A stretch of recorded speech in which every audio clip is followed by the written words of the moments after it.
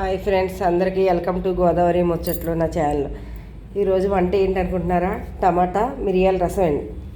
చాలా బాగుంటుందండి. మీకు ఎవరికైనా కావాలంటే టమాటా రసం పెట్టుకోండి. చింతపండు కూడా వేసుకోవాలి. మామూలు మనం పప్పు ఎలా తాలింపు పెట్టుకుంటే అలా, కానీ టమాటాలు ఏం చేయాలంటే మిక్సీలో కచ్చాబిచ్చగా కొంచెం ఆడేసుకోవాలి. మరీ ముక్కలాగా ఉండకూడదు, మెత్తగా ఆడేసుకోవాలి.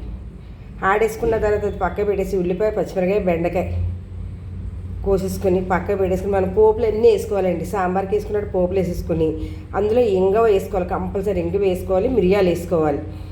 వేసుకున్న తర్వాత ఇవన్నీ వేగిపోతాయి, పోపులో వేసేయాలి. ఇంగవ మిరియాల పొడి కూడా వేగిపోయిన తర్వాత అప్పుడు ఏం చేస్తారో చింతపండు రసం వేసేసి మనకి ఎంతవరకు కావాలో అంతవరకు వేసేసుకున్న తర్వాత ధనియాలు, పచ్చెనపప్పు, మినప్పప్పు కొద్ది దోరగా వేపేసుకుని పొగటర్ చేసేసుకుని అది ఏం చేయాలంటే మీరు పొగటరు రసం మరిగేటప్పుడు వేసేస్తే అది ఉండగట్టదు. కొంచెం వాటర్లో కలుపుకొని వేసుకోండి. అందులో కొత్తిమీర వేసుకుని మరగబెట్టుకుని దించుకుంటే ఉత్తి రసంలోకి ఏదో పచ్చడి ఉన్నా చాలా అంత బాగుంటుంది. బంగాళదుంపల కుర్మా అది హాట్ బాక్స్ ఉండిపోయింది, మళ్ళీ ఇందులోకి తీసాను.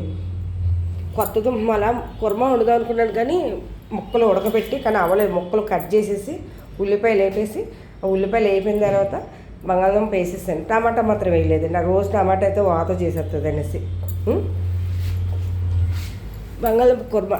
ఇది పచ్చడి ఏంటనుకుంటున్నారా?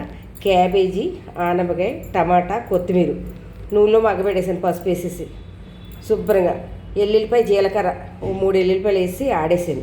కచ్చబిచ్చగా ఆడేసిన తర్వాత అది కూడా పోపెట్టేసాను. శనగపప్పు, మినపప్పు, ఆవాలు, జీలకర్ర, ఎల్లుల్లిపాయ అన్నీ పోపెట్టేసి అందులో కూడా ఇంగు వేసి తాలింపు పెడితే ఎంత కమ్మగా ఉంటుందో తెలుసండి. పచ్చడి సూపర్ ఉంటుంది.